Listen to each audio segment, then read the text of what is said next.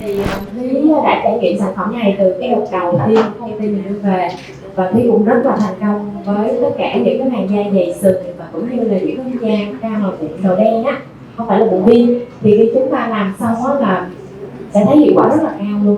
Trong cái vấn đề là sau khi mình làm xong mình dưỡng là rất là nhẹ, và Thúy cũng thành công với sản phẩm này rất là nhiều.